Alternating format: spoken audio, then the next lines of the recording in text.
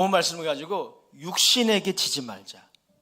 육신에게 지지 말자. 이런 제목으로 말씀을 나누겠습니다. 부제는 다음과 같습니다. 잘못된 습관에서 해방되는 길. 잘못된 습관에서 해방되는 길. 여러분, 잘못된 습관 때문에 고민 중입니까? 그것을 해결하는 지혜가 성경에 있다고 믿습니다. 최근에 올림픽에서 은메달까지 수상했던 모 체육인이 사기 결혼의 피해를 입게 되었다는 뉴스를 여러분 대부분 아실 것입니다. 저도 사기 결혼을 시도했던 전 모모 씨에 대해 관심을 가지게 되어서 여러 믿을 만한 언론 매체나 인터넷 매체를 통해 조사를 조금 해봤어요. 제가 나름대로 내린 결론은 전 모모 씨의 사기 행각은 우발적인 것이 아니라 상습적이었다는 것입니다. 과거의 전력이 화려해요. 일시적이거나 우발적인 것이 아니라 자기를 방어하기 위해서 거짓말하는 그러한 일시적인 우발적인 그런 사기가 아니라 습관화되어 있는 사기성. 이것이 이분의 특징이에요. 그러면서 이런 생각을 해봅니다. 어떻게 이런 지경까지 이르게 되었을까? 사진을 보니까 얼굴도 예쁘고 장래가 촉망되는 젊은인데 어떻게 이렇게 되었을까? 무엇이 계기가 되었을까라는 생각을 곰곰이 해보게 되었습니다. 한 가지 분명하게 보이는 것은 뭐냐면 이 남을 속이고 불의한 이득을 취하는 한두 번의 언행이 몇 번 있었을 거예요. 근데 문제는 그것이 습관화된 거예요. 이것이 바로 이분의 문제라고 보여집니다. 그래서 이 사건을 이렇게 이제 보면서 이 습관이라는 것이 얼마나 중요한지를 다시 절감하게 되었어요. 여러분 아시다시피 좋은 습관이 있어요. 그죠? 예를 들어 이런 거죠. 식사한 후에 소파에 그냥 들어 눕는 거 별로 좋지 않은 습관. 그것보다 산책하고 운동을 좀 한다면 얼마나 좋습니까? 이런 좋은 습관이 있어요. 또 가족이나 동료가 여러분들에게 고충을 호소할 때 공감해 주는 그런 제스처. 이것도 여러분 좀 연습하셔야 돼요. 이것도 습관입니다. 좋은 습관이에요. 핸드폰이나 태블릿 보는 시간을 좀 줄이고 책을 읽는 습관은 어떤가요? 좋은 습관이에요. 여러분들이 좀 연마해야 되는 거예요. 성경 읽기와 기도도 습관입니다. 예수님도 성경에 보면 습관을 쫓아 감람산에 올라가셨더라. 기도하시러 올라가셨더라. 그렇게 말씀하고 있어요. 예수님도 습관을 쫓아 기도하셨으니 우리도요 습관 안 되면 쉽지 않아요. 몸에 배야 됩니다. 몸에 배야 돼요. 성경 읽고 기도하는 게 몸에 배지 않으면 1년에 한 번 수련회 가가지고 은혜 받고 또 다시 과거로 돌아가는 거예요. 반면 이런 것도 있어요. 잘못된 습관이라고 말하기도 그렇고 또 아주 좋은 습관이라고 말하기도 그런 습관들이 있죠. 예를 들어서 예배 시간에 여러분이 이렇게 어떤 특정한 자리에 앉잖아요. 그죠? 어떤 분을 보면 계속 그 자리에만 앉아. 이것도 일종의 습관이죠. 패턴입니다. 잘못됐다고 볼 수는 없어요. 의자에 앉아서 다리를 떠는 습관. 잘못됐다고 정죄할 수 없습니다. 이런 습관도 있어요. 언어도 습관인 것 같아요. 특별히 이 혀는요, 이 훈련받기에 달려있는 것 같아요. 제가 일부에 볼 때는 말씀드리지 않았는데 제가 우리 사모 목사님을 부를 때 여보 이렇게 하거든요. 이게 습관이 된 것 같아요. 어느 날 제가 목사님들 모임에 갔어요. 목사님들하고 식사를 하고 있었는데 무슨 뷔페 식당이었어요. 그래서 이제 제가 친한 목사님하고 이제 음식을 뜨러 갔는데 목사님이 정말 마시는 걸 놓치고 그냥 지나가시는 거예요. 그래서 그 목사님을 불렀는데 여보라고 불렀어요. 제가 나도 모르게 이 입에 배인 거죠. 어느 교회에서 있었던 일입니다. 유머 예화 모임 100편이라는 그 사이트에서 인용한 거예요. 예배가 시작되었는데 목사님이 아랫배가 갑자기 아파오기 시작했어요. 참으려고 애를 썼지만 참을 수가 없었습니다. 목사님은 성도들에게 더 이상 참을 수 없어서 5분간만 화장실을 다녀오겠다고 말하고 양해를 구했습니다. 볼일을 마치고 목사님이 다시 강단에 올라왔을 때 성도들이 마구 웃고 있었습니다. 목사님은 이상하게 물어봤습니다. 아니 여러분, 제가 충분히 양해를 구하고 갔다 왔는데 이렇게 웃으시면 어떻게 합니까? 그때 직구준 집사님 한 분이 이렇게 말했습니다. 목사님, 다음에 화장실에 가실 때에는 핀 마이크를 뽑아놓고 가세요. 실제 상황이었다니까요. 다 생중계 되었습니다.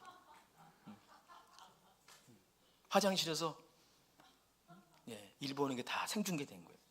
그러니까 평상시 우리 목사님이 습관이 이 핀 마이크를, 그게 자체가 잘못된 건 아니죠.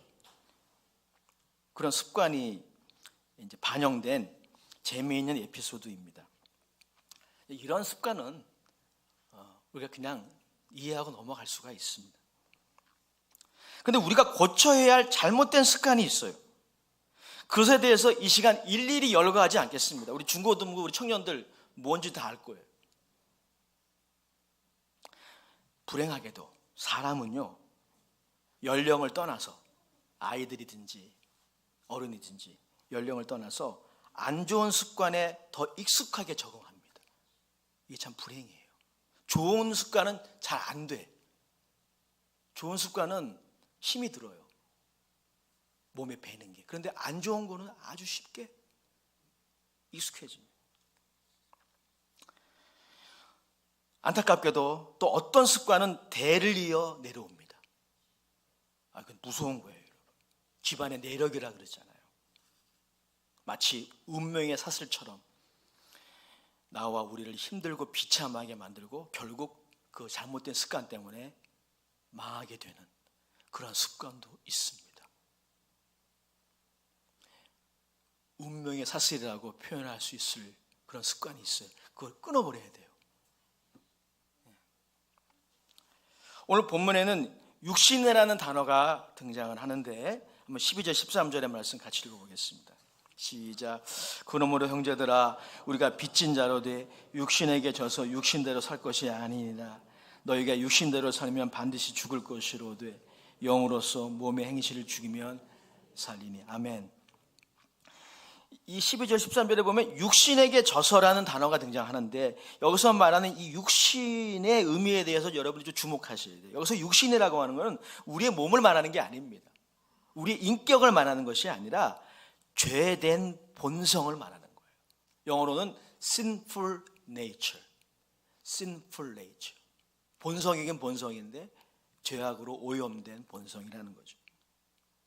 그 육신에 지지 말라는 거예요. 신학자 더글라스 무에 따르면 이 육신의 헬라어로 사륵스인데, 이 사륵스라는 말은 이런 거예요. 하나님을 믿지 않고 그를 거스르는 일종의 힘입니다. 힘. 그냥 어떤 도덕적인 의미만으로 생각하면 안 돼요. 하나님을 하나님으로 인정하지 않는, 하나님을 대적하는 힘, 이것이 바로 사륵스, 육신입니다. 그리고 그는 이렇게 이어서 설명하고 있어요. 이 육신이라고 하는 것은 그리스도가 이루신 새로운 시대의 이전에 사람들을 지배했던 힘이라는 것입니다. 그러니까 우리가 예수 믿기 이전에 우리의 일거수일투족을 지배했던 힘, 이게 육신이에요.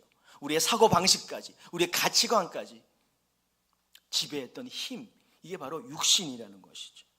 그리고 이 육신이 바로 제가 서두 부분에 언급했던 잘못된 습관을 형성하는 힘입니다. 파워예요. 잘못된 습관을 형성하는, 한두 번의 잘못이 아니라 그것을 계속 반복하게 하는 힘, 그게 바로 육신이에요. 이 육신은 일종의 집요한 그리고 고집스러운 경향입니다. 패턴이에요. 그래서 스스로 돌이키지 못해요. 이 죄된 본성. C.S. 루이스의 말이 맞아요.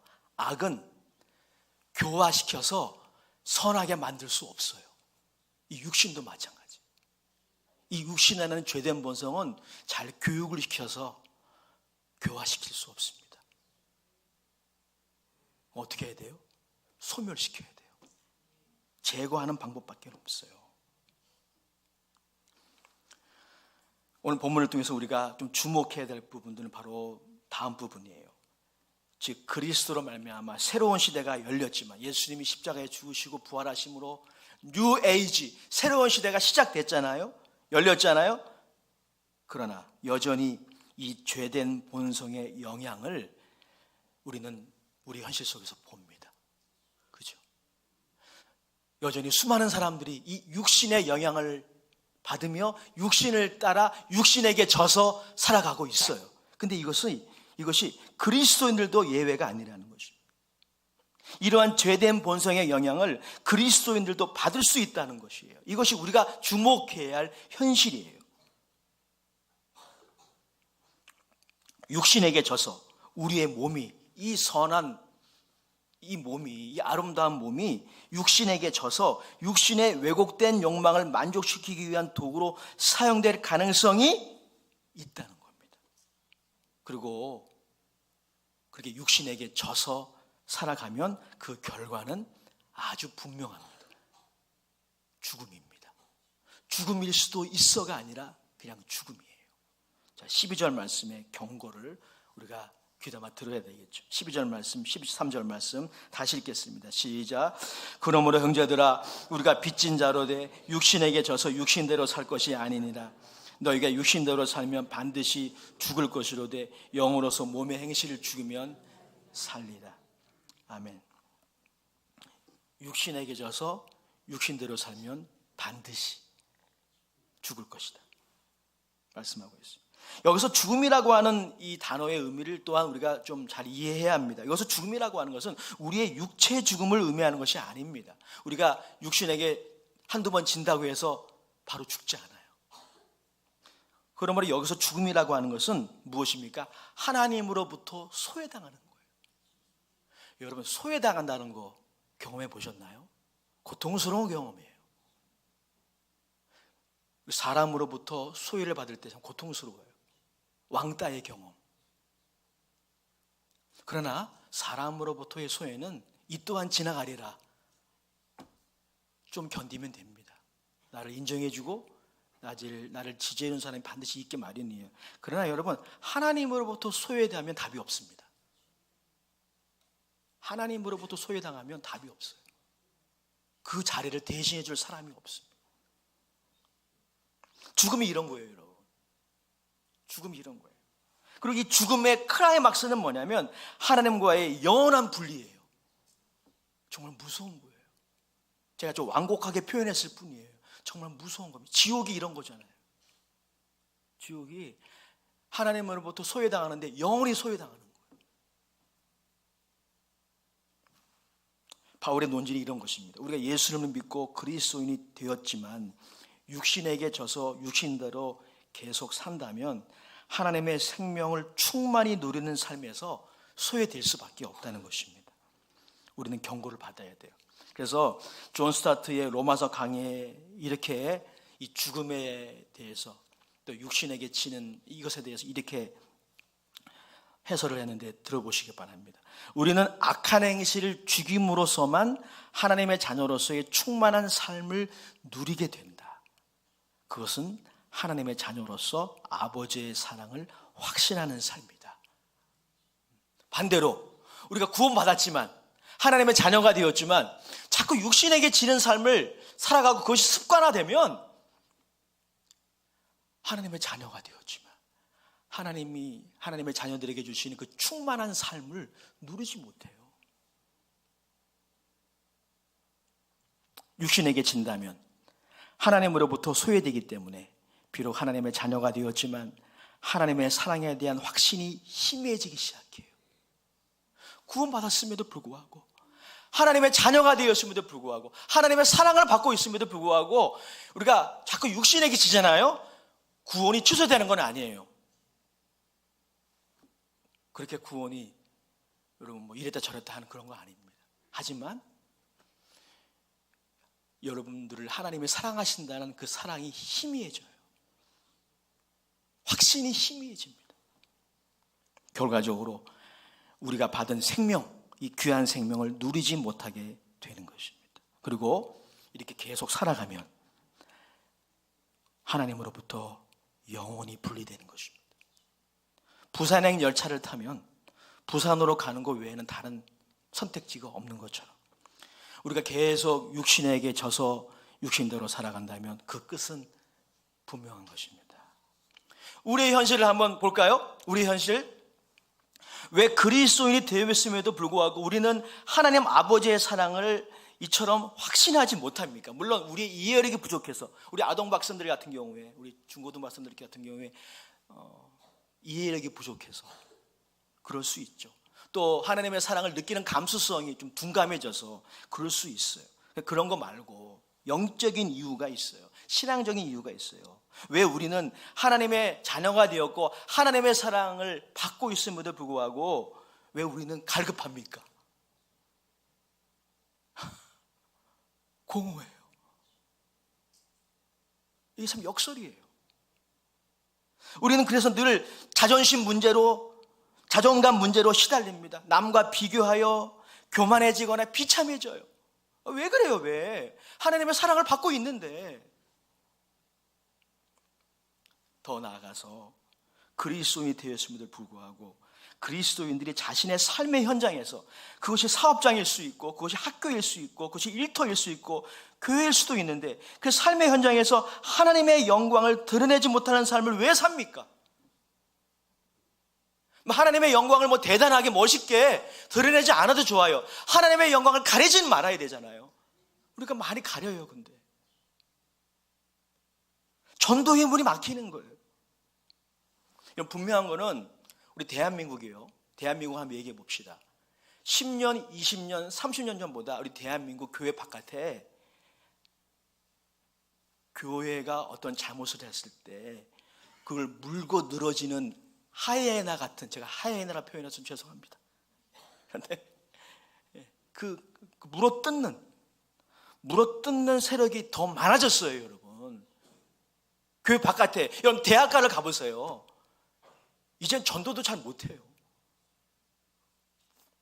대학교 안에 CCC나 대학 선교회들이 정말 분투하고 있는 거예요. 쉽지 않아요. 이제 예전 같지 않아요. 왜 이렇게 되었습니까? 하나님의 영광을 가리기 때문이에요.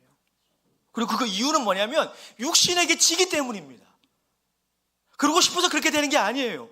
누가 하나님의 영광을 일부러 가리겠습니까? 여러분 중에 누가 하나님의 영광을 가리려고 결단하겠어요? 그런 사람 없어요. 근데 여러분들이 육신에게 지면 그렇게 되는 거예요.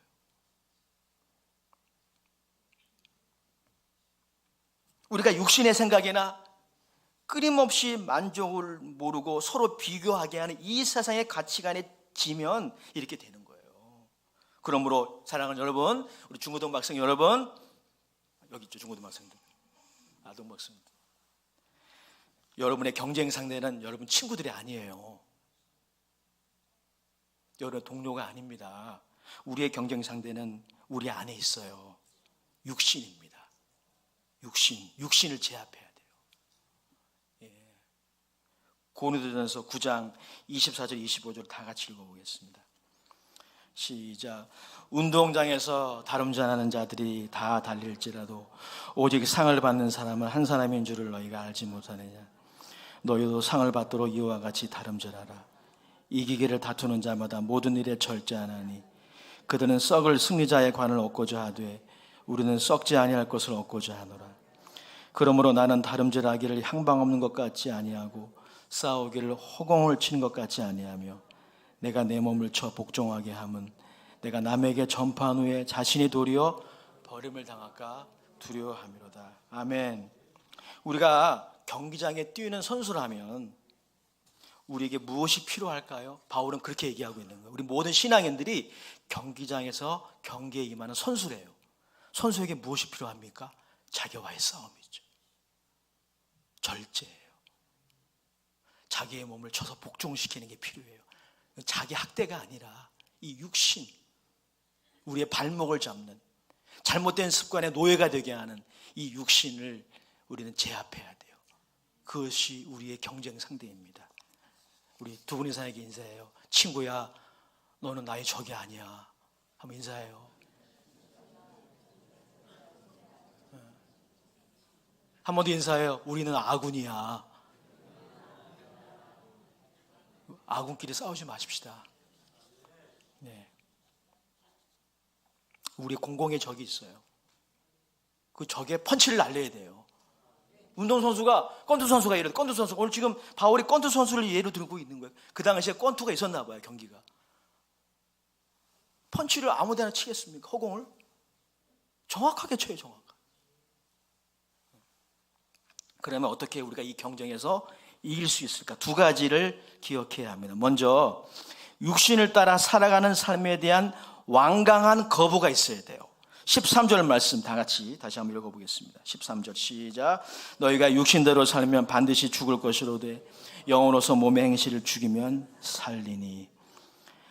몸의 행실을 죽이면 살리라. 이 몸의 행실이란 오해하지 마십시오. 단순히 몸의 생리적인 욕구, 이른바 듣고 보고 마시고 걷고 뛰는 일반적인 행위를 의미하는 것이 아닙니다. 몸의 행실이란 육신의 본성의 영향을 받아 몸으로 행하여진 행위들, 그것을 의미합니다. 성경은 이것을 어떻게 하라고요? 죽이라고 하고 있어요. 그리고 그 주체도 나입니다. 누가 죽여주지 못해요. 내가 죽여야 됩니다. 다시 말씀드리지만 그러나 이것은 오해하지 마십시오. 우리의 몸을 학대하거나 오용함으로 실제적인 죽음에 이르는 것을 의미하지 않습니다. 설교자 팀 켈러의 말은 우리에게 도움이 돼요. 그런 로마서 강의에서 이 죽인다는 것의 의미를 이렇게 해석했습니다. 죄된 습관에 대해서 인정사정 없이 온 마음으로 정하는 것. 우리가 완전하진 않을지라도, 그죠? 완전하진 않겠죠. 하지만 저항해야 돼. 잘못된 행동이라고 생각되면 그것을 총체적으로 거부하는 것. 잘못된 태도와 행위에 대해 무자비하게 전쟁을 선포하십시오. 무자비해야 됩니다. 정에 매이면 안 돼요. 이 부분에 있어서 비정해야 됩니다. 그래서 여러분, 혹자가 말한 것처럼 중독 혹은 잘못된 습관을 해결하기 위해서 꼭 있어야 되는 일이 있어요. 그게 뭐냐면 즉각적인 중지입니다.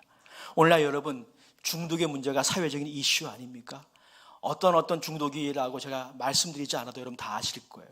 근데 그러한 심각한 중독만이 아니라 이 심리학자들의 책을 보면은 오늘날 거의 대부분의 사람들이 크고 작은 일에 중독되어 있어요. 그만큼 심리적으로 멘탈이 약해진 거죠. 그러니까 중독의 문제를 해결하기 위해서 여러 가지 그런 제안들이 있는데 가장 중요한 게 있어요. 그 행위를 중지해야 됩니다. 하지 말아야 돼요.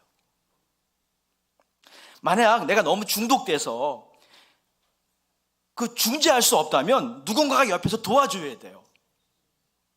그래서 중지해야 됩니다. 예를 들어서 때로는 엄마의 등짝 스매싱이 필요합니다.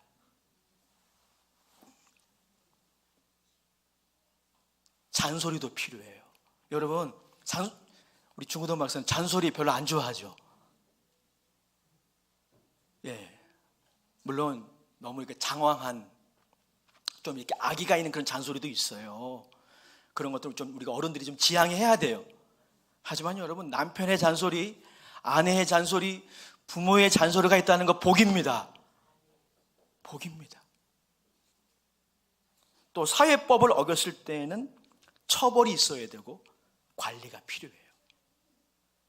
이렇게 해서 어떻게 해야 됩니까? 그 행위를 스탑, 중지해야 합니다. 단호히 중지해야 돼요. 여러분, 이것이 중독을 해결하는 모든 방법은 아니에요. 하지만 이것이 없이는 그 어떤 중독 클리닉도 의미 없습니다.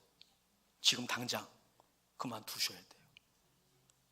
집에 돌아가서 중단해야 돼요. 잘못된 몸의 행위가 누적될 때 그것이 습관화하고 그것이 습관이 되고 패턴이 되기 때문입니다. 그러므로 잘못된 행동이라고 여겨졌다면, 여러분들이 게임기 때문에 절제하지 못한다면 절제해야 돼요.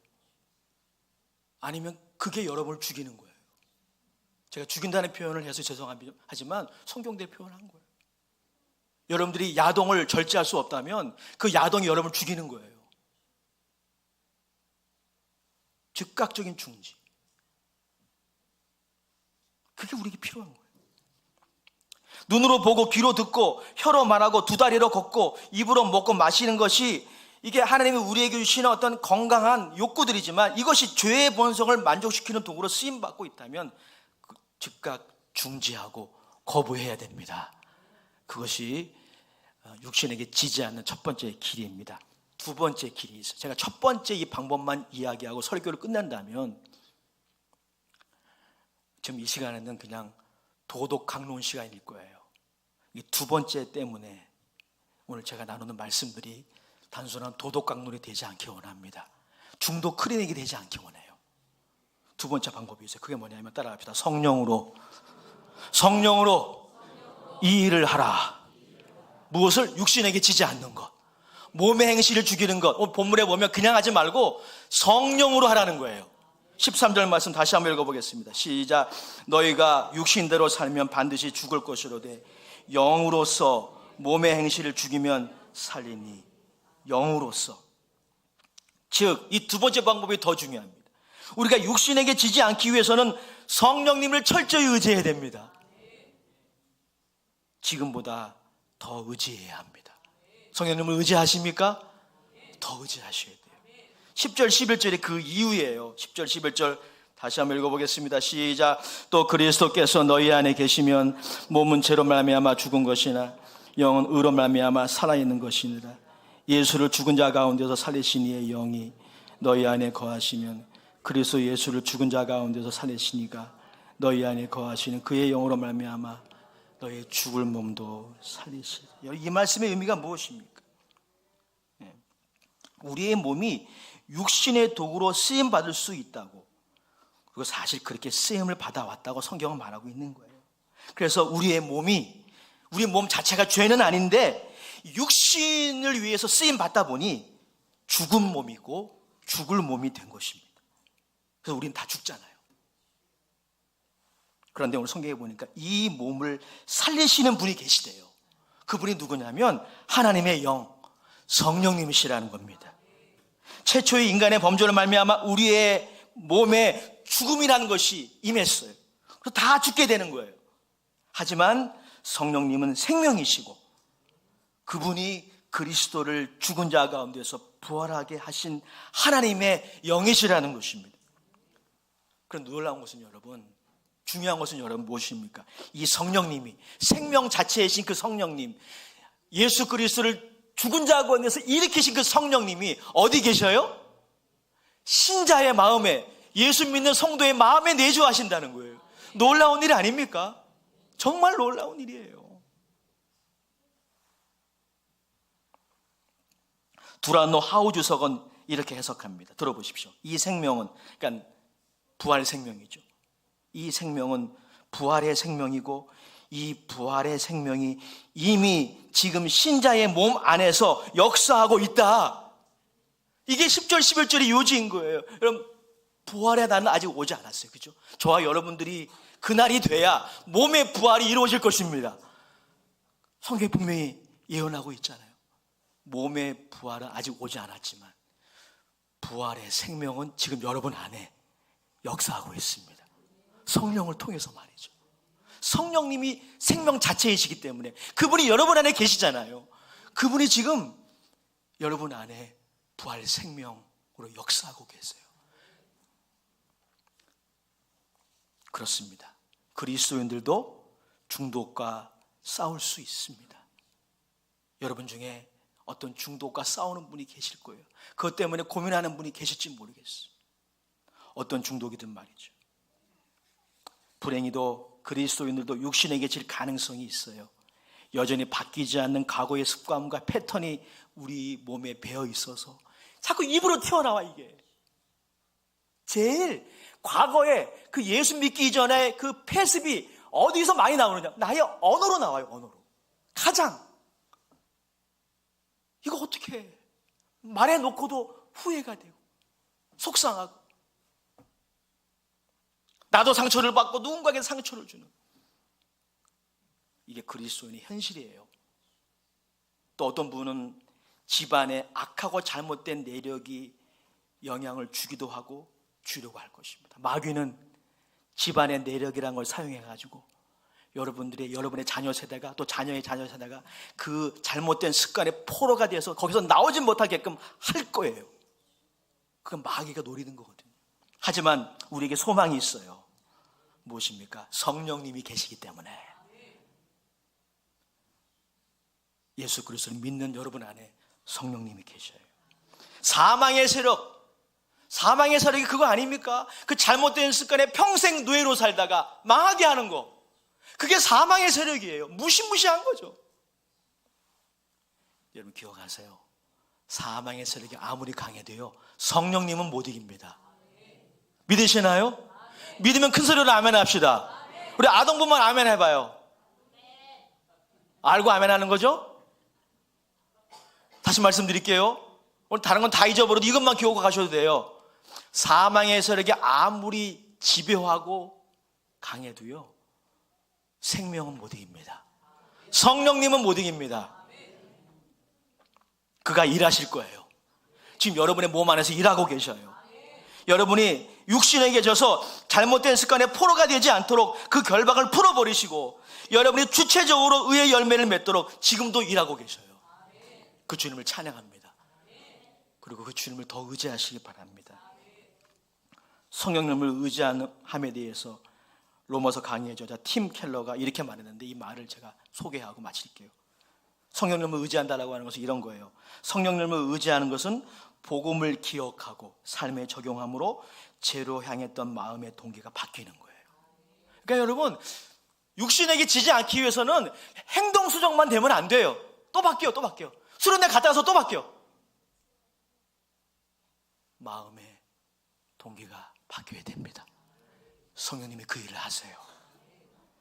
죄의 근절은, 여러분, 죄를 근절하고 싶다면 이게 필요해요. 죄의 근절은 우리의 마음이 예수 그리스도의 구속만을 생각해서 감사와 사랑으로 부드럽게 되고, 그 결과 죄의 힘이 고갈되는 상태, 그게 바로 육신을 이기는 상태라는 거예요. 죄를 불로 표현한다면 불의 연료가 필요하잖아요. 연료를 차단하는 거예요. 그 일을 성령님이 하시는 거예요. 그리고 그 죄의 불을 지피는 그 연료를 고갈시키는 게 뭐냐? 감사예요. 감사합니다.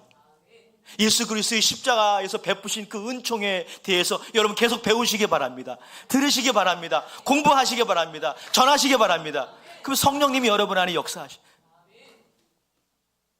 우리 안에 감사가 회복돼. 단순히 두려움 때문이 아니라, 징벌에 대한 두려움 때문이 아니라 하나님의 사랑에 대해서 감사하게 되는 것이죠. 팀 켈러는 계속 이렇게 말합니다. 죄의 유혹을 받을 때, 그러니까 여러분들이 육신에게 질 찌음에 이것을 꼭 하십시오. 죄의 유혹을 받을 때 우리는 복음으로 나아가서 하나님이 어떻게 우리를 사랑하셨는지 발견해야 한다. 아들을 십자가에 못 박으시고 성령을 우리의 마음에 보내주셔서 죄의 역겨움을 알려주시고, 이제 죄가 역겨워요.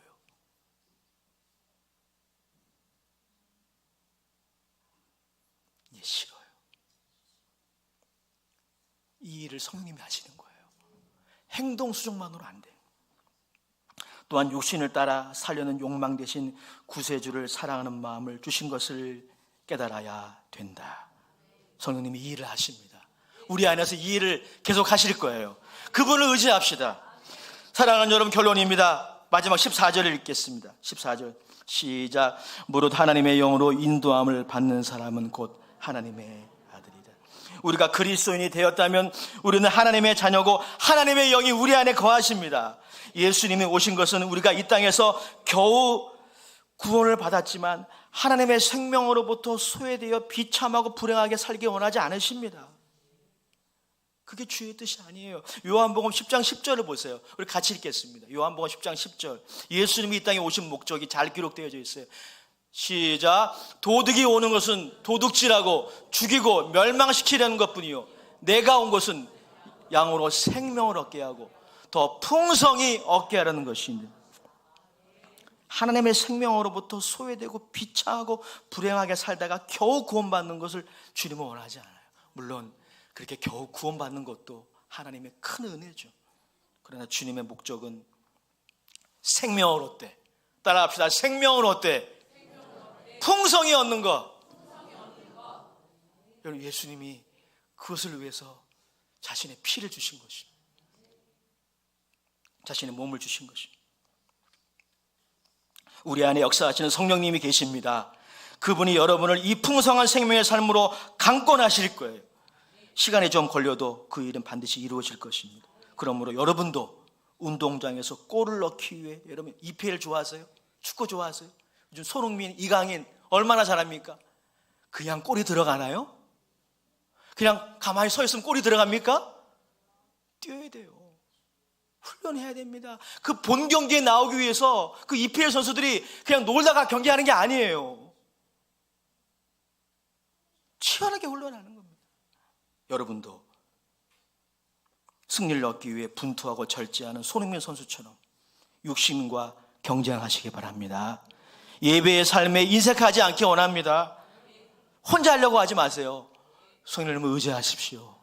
말씀과 기도의 삶이 없다면 이 일은 이루어지지 않을 것입니다. 여러분 축복합니다. 아버지 하나님, 오늘 고개 숙여 기도하는 모든 아동부 학생들, 중고등부 학생들, 우리 청년들, 우리의 자녀들입니다. 또 우리 모든 장년들 생명을 얻되 더 풍성히 얻게 하옵소서. 예수님의 이름으로 축복하며 기도합니다. 아멘. 오늘 주신 말씀 생각하며